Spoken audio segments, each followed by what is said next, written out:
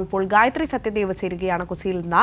ഗായത്രി, ഒരുപക്ഷെ ലോകത്ത് കേരളത്തിന് അവകാശപ്പെടാൻ കഴിയുന്ന ഏറ്റവും ഒരു വലിയ സെക്യുലർ ഫെസ്റ്റിന്റെ കൂടി അടയാളപ്പെടുത്തലാണ് ഈ പാപ്പാഞ്ഞിയെ കത്തിക്കൽ എന്ന് തന്നെ പറഞ്ഞു വെക്കാം. ഇപ്പോൾ വലിയ ജനക്കൂട്ടം തന്നെയാണ് പാപ്പാഞ്ഞിയെ കത്തിക്കുന്നത് കാണുന്നതിന് വേണ്ടി അക്ഷമരായിക്കൊണ്ട് ഫോർട്ട് കൊച്ചിയിൽ എത്തിയിരിക്കുന്നത്. അതിന്റെ ആരംഭം കുറിച്ചിരിക്കുന്നു എന്ന് മനസ്സിലാക്കുന്നു. അതായത് ഇപ്പോൾ 11:12 ആയിരിക്കുന്ന സമയം, ഏതാനും മിനിറ്റുകൾക്ക് ശേഷം പാപ്പാഞ്ഞിയെ കത്തിക്കും. അപ്പോൾ എന്താണ് അവിടുത്തെ കാഴ്ചകൾ?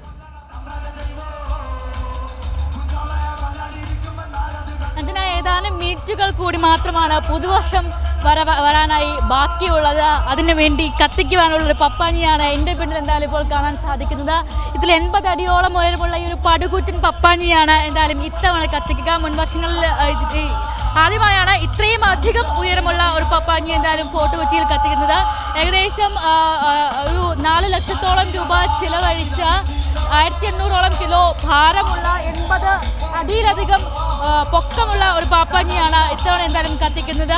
കഴിഞ്ഞ വർഷം പാപ്പാഞ്ഞി ഒരു സന്ദേശം പങ്കുവച്ചിരുന്നത്, കഴിഞ്ഞ വർഷം കോവിഡിൽ നിന്നെല്ലാം മുക്തമായി വന്നതിൻ്റെ സന്തോഷമാണ് പപ്പാഞ്ഞി പങ്കുവച്ചതെങ്കിൽ ഇത്തവണ ലഹരിക്കെതിരെയുള്ള ഒരു മുദ്രാവാക്യം തന്നെയാണ് പപ്പാഞ്ഞി മുന്നോട്ട് വയ്ക്കുന്നത്. ആ പപ്പാഞ്ഞിയുടെ ഒരു രൂപമാണ് നമ്മൾ എനിക്ക് പിന്നിൽ കണ്ടുകൊണ്ടിരിക്കുന്നത്. ഒരു ലഹരിക്കെതിരെയുള്ള മുദ്രാവാക്യവുമായി പൂക്കളം കൊണ്ട് നിൽക്കുന്ന ഒരു പപ്പാഞ്ഞി എന്നുള്ളതാണ് ഇത്തവണ വിഭാവനം ചെയ്ത ഒരു കോൺസെപ്റ്റ് എന്ന് പറയുന്നത്. അത്തരത്തിൽ പൂക്കളമായി നിൽക്കുന്ന, കഴിഞ്ഞ തവണ കുറച്ച് വിവാദങ്ങളൊക്കെ ഉണ്ടായത് കാരണം ഒരു വിവാദത്തിന് ഞങ്ങളില്ല എന്ന് ഇതിന്റെ നിർമ്മാതാക്കളും രൂപകൽപ്പന ചെയ്ത ആളുകളും നേരത്തെ പ്രഖ്യാപിച്ചിരുന്നു. അതിനാൽ തന്നെ തികച്ചും ഒരു ഇംഗ്ലീഷ് അല്ലെങ്കിൽ വൈദേശിക രൂപമുള്ള ഒരു അപ്പൂപ്പനെയാണ് ഇത്തവണ എന്തായാലും പപ്പാഞ്ഞിയായി നമുക്ക് പിന്നിൽ കാണുന്നത്. ഇത്തരത്തിൽ വർഷങ്ങളായി, നൂറ്റാണ്ടുകളായി തുടർന്നു പോരുന്ന ഒരു പരിപാടിയാണ്. അല്ലെങ്കിൽ പുതുവർഷത്തെ വരവേൽക്കുവാൻ വേണ്ടി പപ്പാഞ്ഞിയെ കത്തിക്കുന്നതെന്നാണ് ഫോർട്ട് കൊച്ചിക്കാർ അവകാശപ്പെടുന്നത്. നമ്മളിവിടെ മുൻപ് വൈദേശിക ആധിപത്യത്തിൻ്റെ കീഴിലായിരുന്ന കാലത്ത് തുടങ്ങിയ പരിപാടിയാണ് എന്നാണ് അവർ പറയുന്നത്. എന്തായാലും അന്ന് ആ കാലത്ത് ഉള്ള ആളുകൾ തുടങ്ങി വെച്ച ചെറിയൊരു വിനോദം എന്നുള്ള രീതിയിൽ, അല്ലെങ്കിൽ ഒരു പുതുവർഷത്തെ വരവേൽക്കുമ്പോൾ ഒരു വിനോദം എന്നുള്ള രീതിയിൽ 2-3 ആളുകൾ ചേർന്ന് ക്രിസ്മസിനുണ്ടാക്കിയ ഒരു പപ്പാഞ്ഞിയെ കത്തിച്ച് ഒരു ന്യൂ ഇയർ അല്ലെങ്കിൽ 12 മണി സമയം അത് കത്തിച്ച് കഴിഞ്ഞ് അതിനെ തല്ലിക്കെടുത്തിയൊക്കെ ഒരു സന്തോഷം കണ്ടെത്തി പോയൊരു പുതുവർഷത്തെ വരവേൽക്കുന്ന രീതിയിൽ തുടങ്ങിയൊരു പരിപാടിയാണ്.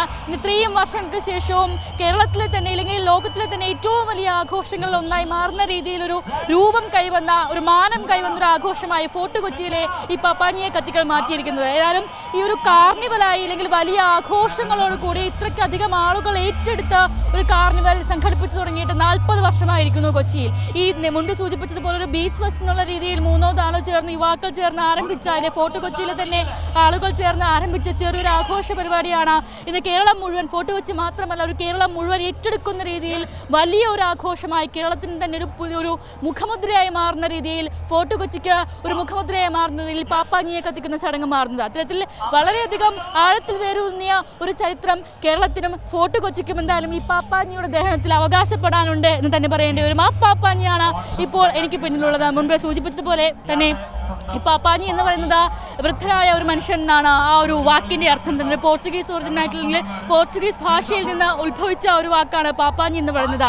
ഒരു വൃദ്ധൻ എന്നുള്ള ഒരു അർത്ഥത്തിൽ തന്നെയാണ് അവരൊരു ഇതിനെ ഈ ഒരു ഇങ്ങനെ കത്തിച്ചു തുടങ്ങിയതിനെ ഇപ്പോൾ പറയപ്പെടുന്ന ഒരു ഐതിഹ്യം, ലെജൻഡ് എന്നുള്ള രീതിയിൽ പറയുന്ന ഒരു കഥ തന്നെ.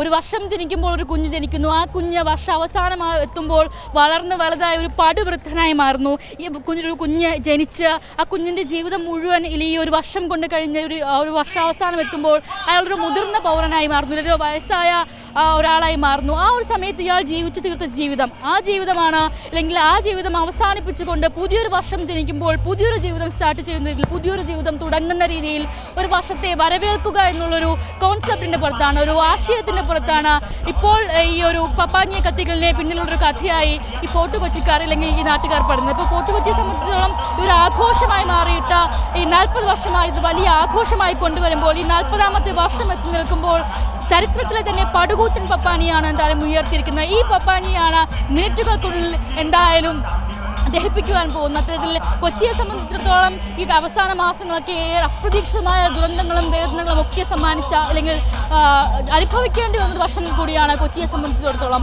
ഒരു ബോംബ് സ്ഫോടനം ഉണ്ടാകുന്നു, ഇല്ലെങ്കിൽ അത്തരത്തിലൊരു അപ്രതീക്ഷിതമായ ഒരു ദുരന്തം തിക്കും തിരക്കും മൂലം ഉണ്ടായി വിദ്യാർത്ഥികളടക്കം മരിക്കുന്നൊരു സാഹചര്യം ഈ അടുത്ത കാലത്ത് കൊച്ചിയിൽ സംഭവിക്കുന്നു. അത്തരത്തിൽ കൊച്ചിയെ സംബന്ധിച്ചിടത്തോളം ഈ 2023 എന്ന വർഷത്തിൻ്റെ അവസാന ഭാഗത്തോട്ട് എടുക്കുമ്പോൾ ഏറ്റവും അധികം വേദനകൾ, അപ്രതീക്ഷിതമായ ദുരന്തങ്ങൾ സംഭവിച്ച ഒരു വർഷം കൂടിയായിരുന്നു 2023. കൊച്ചിയെ സംബന്ധിച്ചിടത്തോളം ഇനിയൊരു ദുരന്തങ്ങൾ ഉണ്ടാകാത്ത, ബുദ്ധിമുട്ടുകൾ ഉണ്ടാകാത്ത, അപകടങ്ങൾ ഉണ്ടാകാത്ത ഒരു കാലത്തെ കൂടി വരവേൽക്കുന്ന ഒരു ആശയം കൂടി കൊച്ചി എന്തായാലും ഈ വർഷം മുന്നോട്ട് വയ്ക്കും എന്ന് തന്നെ നമുക്ക് പറയേണ്ടിയിരിക്കുന്നു. കാരണം അത്തരത്തിൽ ദുരിതം കൊണ്ട് വലഞ്ഞ, അല്ലെങ്കിൽ അത്രയേറെ വേദനകൾ അനുഭവിക്കേണ്ട ഒരു വർഷം കൊച്ചിക്ക് ഉണ്ടായി എന്ന് തന്നെ നമുക്ക് പറയേണ്ടി വരും. അത്തരത്തിൽ ഒരു തരത്തിലുള്ള ബുദ്ധിമുട്ടുകളോ ദുരിതങ്ങളോ വേദനകളോ അപകടങ്ങളോ മരണങ്ങളോ ഇല്ലാത്ത നല്ലൊരു ശുഭ വർഷം, ആ വർഷത്തെ തന്നെയാണ് കൊച്ചിക്കാർ പ്രതീക്ഷിക്കുന്നത്.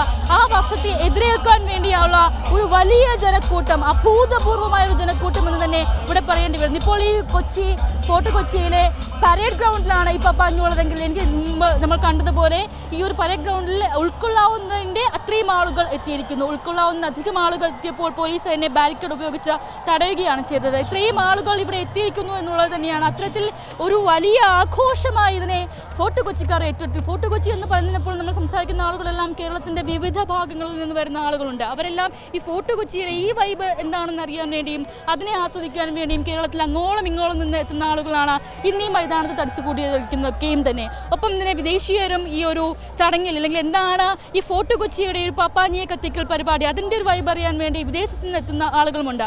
ഇപ്പോൾ ഈ പരേഡ് ഗ്രൗണ്ടിലാണ് ഇത്രയും അധികം, അല്ലെങ്കിൽ 10,000-കണക്കിന് ജനങ്ങൾ തടിച്ചുകൂടി ഈ ഒരു പപ്പാഞ്ഞിയെ ദഹിപ്പിക്കാനായി കാത്തു നിൽക്കുന്നെങ്കിൽ തൊട്ടപ്പുറത്ത് വെളി ഗ്രൗണ്ടിലും ബീച്ചിലും ഒക്കെയുമായി തന്നെ ഇതിലധികം ആളുകൾ ഫോർട്ട് കൊച്ചിയിൽ തന്നെ, അല്ലെങ്കിൽ പശ്ചിമ കൊച്ചിയിൽ തന്നെ എത്തിയിരിക്കുന്നു എന്നുള്ളതാണ്.